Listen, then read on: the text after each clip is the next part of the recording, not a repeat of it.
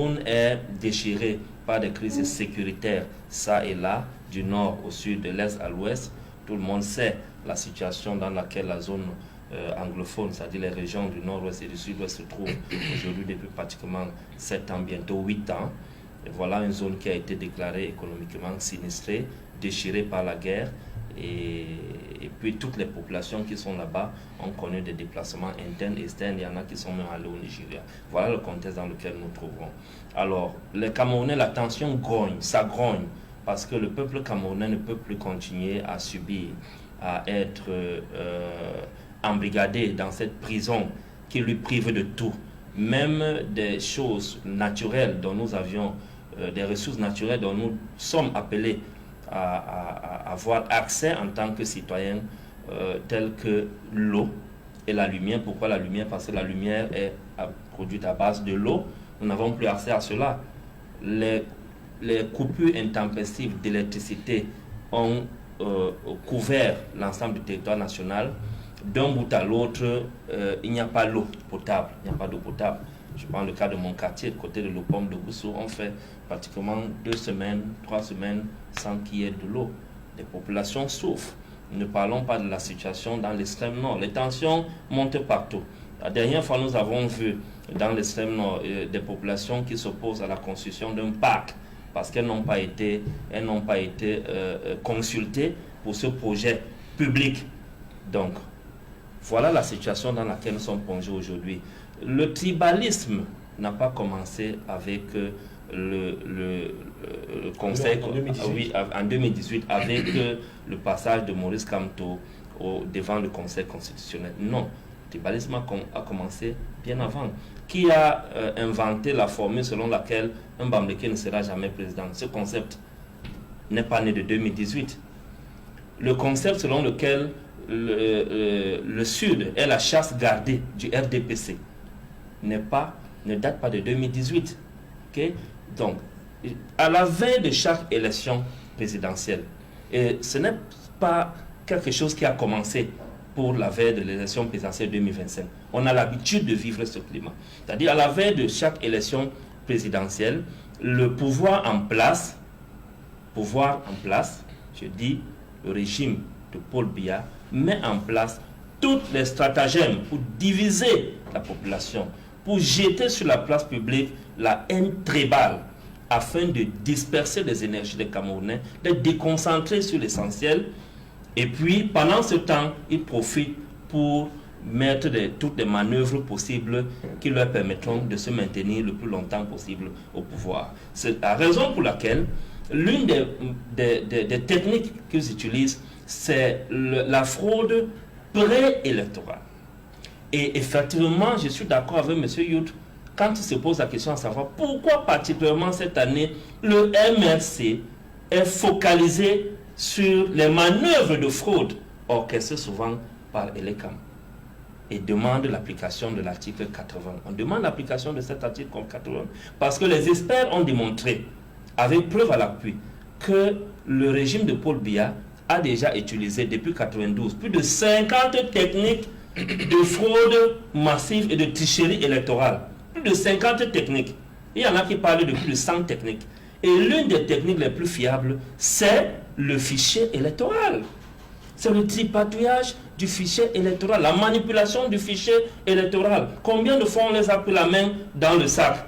La dernière fois, ils ont fait disparaître plus de 120 000 voix. Et comme par enchantement, lorsque Maurice Kamto s'est levé, avec des acteurs comme Honorable Jean-Michel Nietzsche et certains leaders politiques de l'opposition, il y a eu une levée de bouclier, autant pour moi, et comme par enchantement, Elekam a fait le pédalage et a annoncé que ces voix ont été réinsérées. De quelle manière elles ont été réinsérées? Donc pourquoi est-ce que ce sont des voix? Ce sont des voix. Donc pourquoi est-ce que Elekam n'arrive pas à appliquer la loi à propos de l'article 80? Parce qu'il y a une machination derrière. Et nous n'allons pas rester là. Nous allons continuer à dénoncer et à attirer l'attention de l'opinion publique nationale et internationale. Parce que c'est l'une des voies par lesquelles nous allons neutraliser le régime. avec toutes ces manières, ces techniques de fraude électorale. On va les maîtriser, technique après technique. On va les pousser jusqu'à les coincer. Ils n'auront plus aucune façon de sortir de cet étau-là. Et vous allez voir que ça va monter crescendo.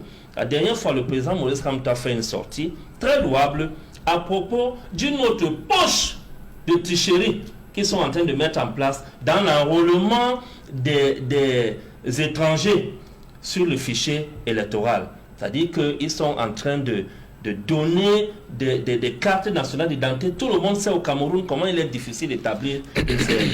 Mais ils sont en train d'établir des milliers de CNI aux ressortissants étrangers afin de les enrôler sur le fichier électoral. La naturalisation au Cameroun doit suivre une procédure. Il ne suffit pas d'être étranger au Cameroun et pour avoir accès à la carte nationale d'identité, il y a toute une procédure qu'on suit devant le tribunal afin d'être naturalisé. Et tout le monde connaît cette procédure selon la loi. Mais est-ce que la procédure est en train d'être observée? Donc, voilà les raisons pour lesquelles nous sommes en train de faire des sorties, parce que nous ne voulons plus que les mêmes crises post-électorales que notre pays a connues par le passé, que nous les connaissions encore au lendemain d'octobre 2025. Voilà, Xavier Bellemé, vous également, comment vous justifiez, quelle explication vous donnez à cette période hautement tendue, hein? Comment vous comprenez tout ce qui se passe, tout ce qui se trame? D'abord, il y a deux causes majeures des tensions que nous observons en ce moment. La première cause, c'est d'abord le côté économique, comme l'a si bien dit mon copanéliste de tout à l'heure, et dont les Camerounais vivent aujourd'hui, 10 millions, plus de 10 millions de Camerounais vivent avec moins de 500 francs par jour. Ça, c'est les chiffres qui sortent en même temps de la Banque mondiale et l'INS. Et de deux, le gouvernement lui-même qui est en train d'organiser une insurrection.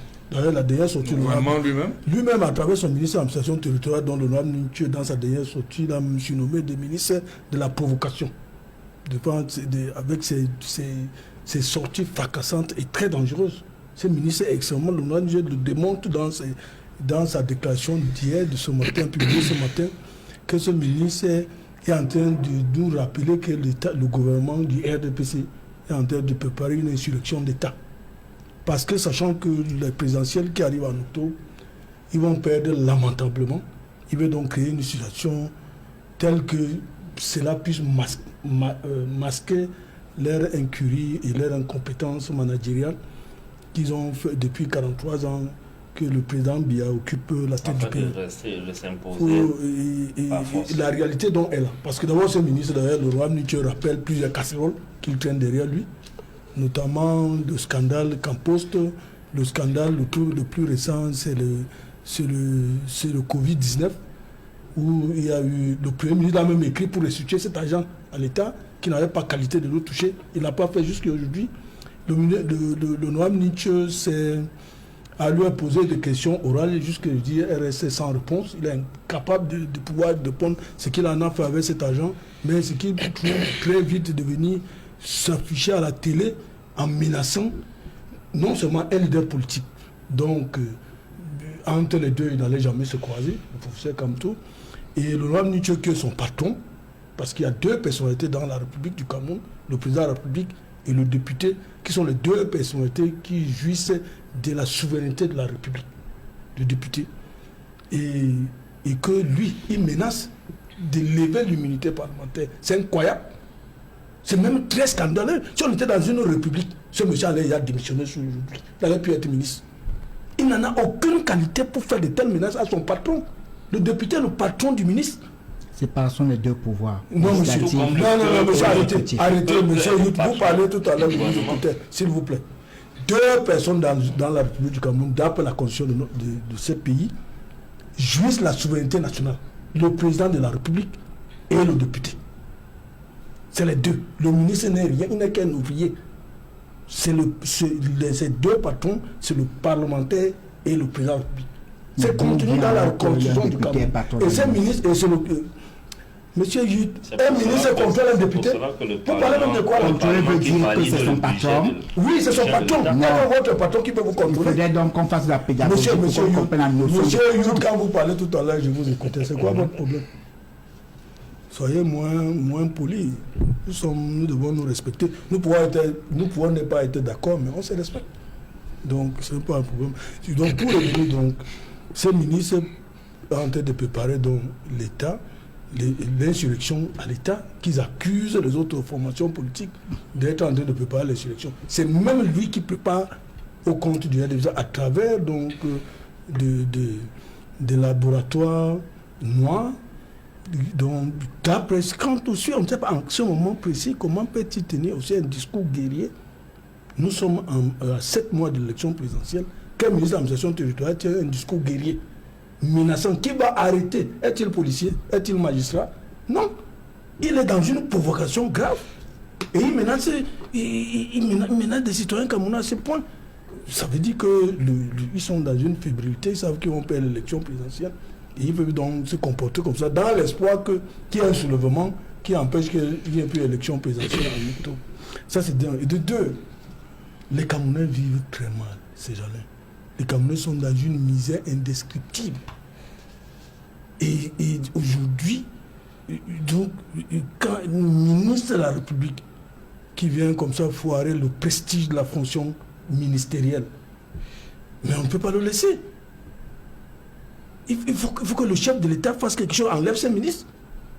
Au moins qu'il le fasse démissionner. Parce qu'on ne peut pas vivre dans un État où un ministre de la République dépasse carrément ses prérogatives. Quand l'honorable Nietzsche ressasse les actes qu'il a déjà posés jusqu'à aujourd'hui, en disant qu'il a à l'origine de la guerre dans le nord. Non, Je dis, je sais là, c'est la déclaration de l'honorable Nietzsche. Restons dans la tête. Vraiment.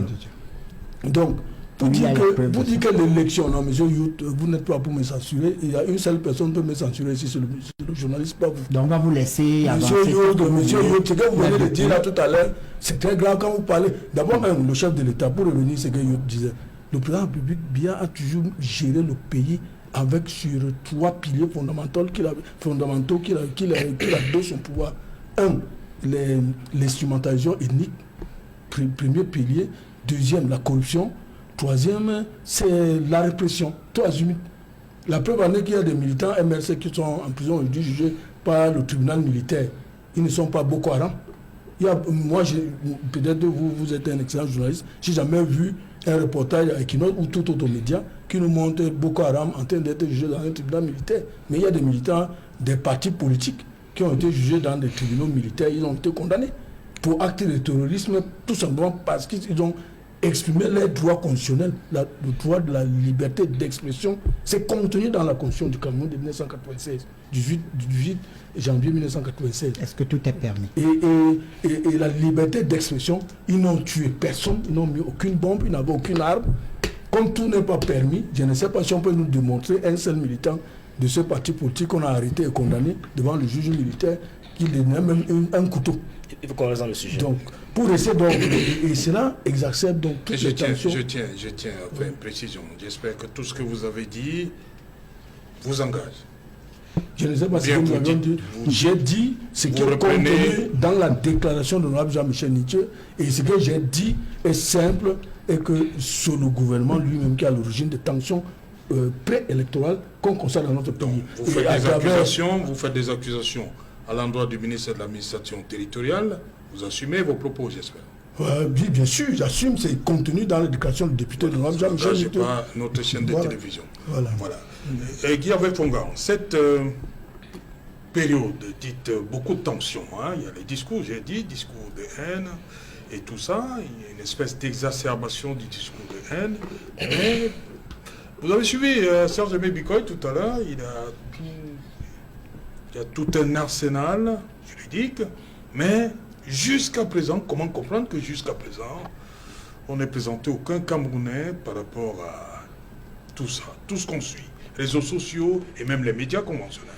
Alors, qu'est-ce qui se passe? Je voudrais rapidement commencer par déjà passer à la formulation de la thématique. Comment faire baisser la tension? Justement. Et je vais dire la chose sans mots savants et sans faux fuyants. Très simplement, pour que les gens qui nous regardent à la gare routière de Mbanga savent exactement de quoi on parle. Pour faire baisser la tension, il faut identifier les poches de tension. Justement. Déjà. Donc, moi, il faut qu'on soit un peu méthodique. Alors, moi, j'en ai identifié 6. 6 poches, parce que pour faire baisser la température, il faut que le médecin prenne au moins vos paramètres. Alors, pour moi, la première poche de tension, c'est la durée au pouvoir, la longévité.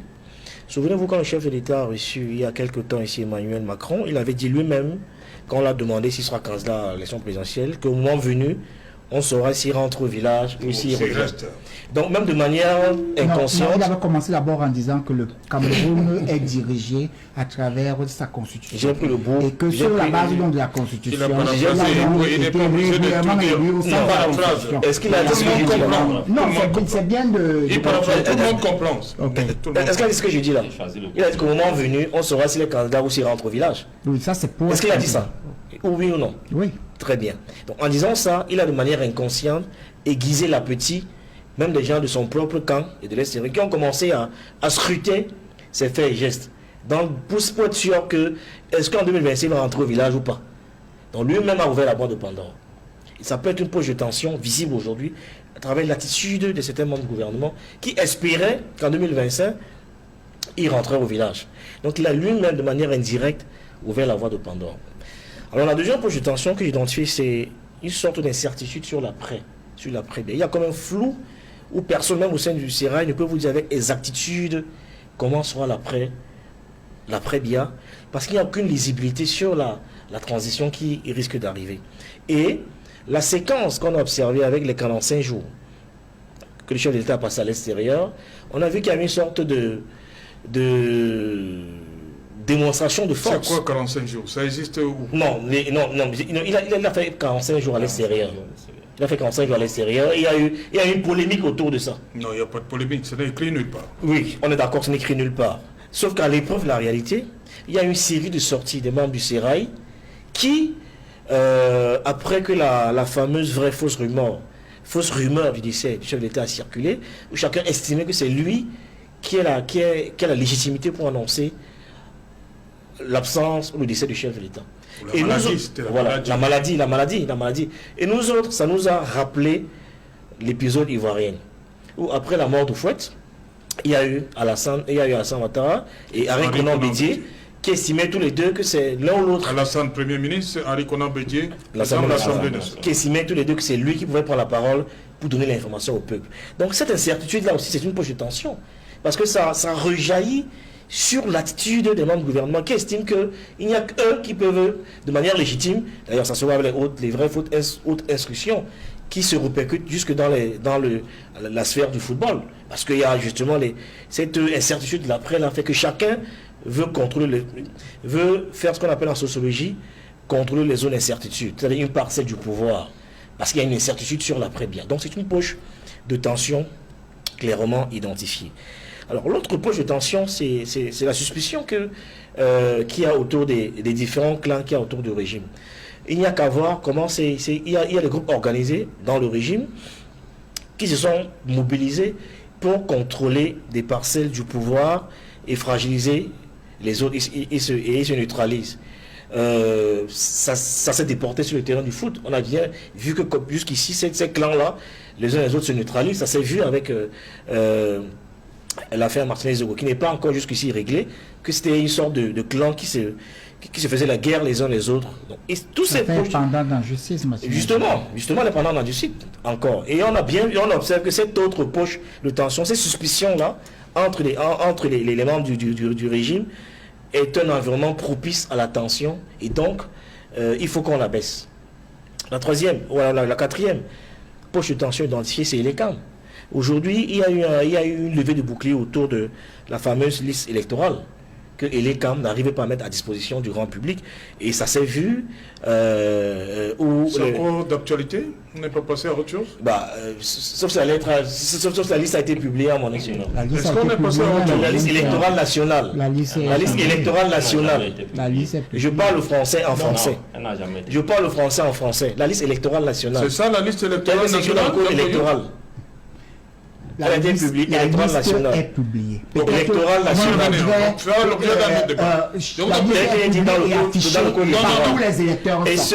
Et ce que les acteurs politiques demandaient pour la plupart, c'était simplement qu'on respecte une disposition du code électoral. Parce que le Cameroun a le malheur d'être un paradis dans les textes, mais un enfer dans son application. Tout le monde a demandé qu'on applique simplement ce qui est écrit dans le code électoral. Donc, au point où, vous savez que j'ai un journal politique, au point où certains acteurs sont arrivés à recruter le MINAT, qui pour eux était manifestement plus outillé, parce qu'aujourd'hui, après Onel de Elecam, on n'est pas sorti de l'auberge. Les acteurs de la société politique avec qui j'ai souvent discuté en sont arrivés à recruter le MINAT. Alors, rapidement, il y a le cinquième foyer de tension, il y a la masse critique qui a commencé à monter, qui est audible dans toutes les sphères de la société. Pourquoi ça devrait déranger? Pourquoi ça dérange? Ça dérange parce que il y a eu une sortie du clergé. Vous avez eu les universitaires. Vous avez les chefs traditionnels. Vous avez la société civile. Vous avez les chefs traditionnels. Tout à fait, qui ont estimé qu'il était temps pour le système actuel de prendre la retraite. Et donc, cette dissonance-là, les chefs traditionnels, eux, ils ont est un foyer de tension. Non, c'est vous qui avez mis le chef traditionnel dans la liste. Non, j'ai eu non.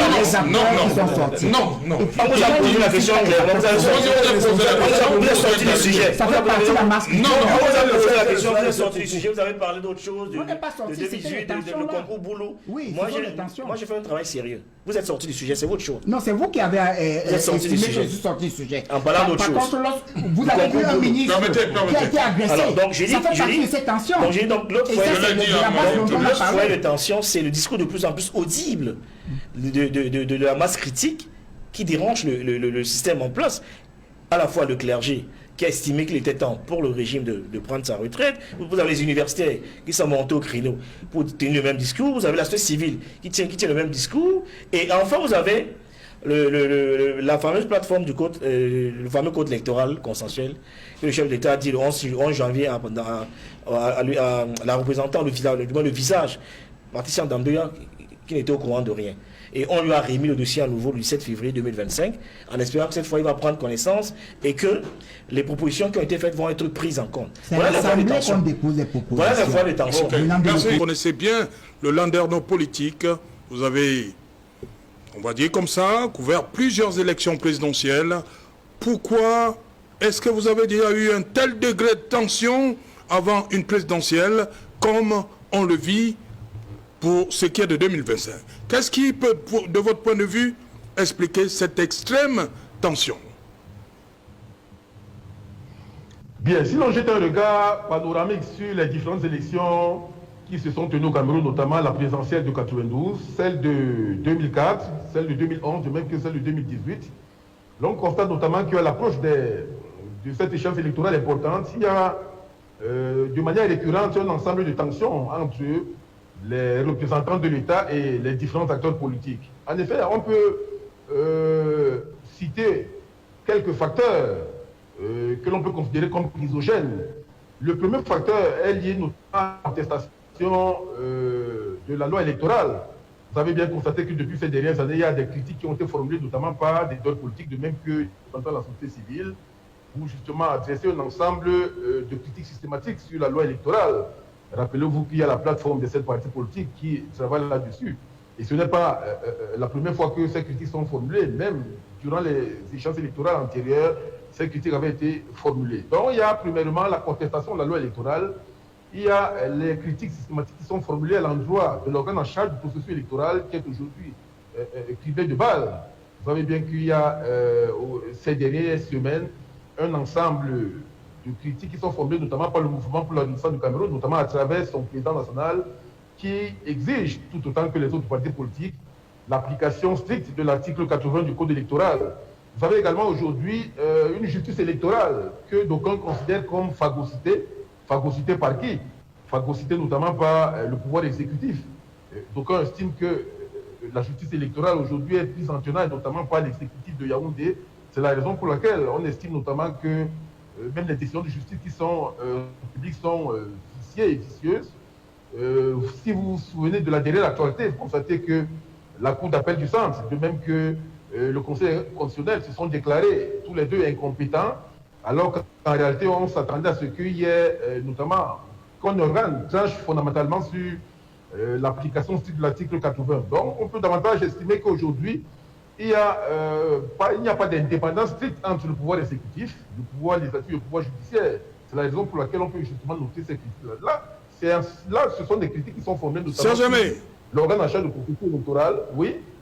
Oui, Serge Mebi, quand vous parlez justement de cette loi électorale, on sait que c'est depuis 2012, donc forcément, il y a eu l'élection de 2018 et ces mêmes articles figuraient dans ce code électoral.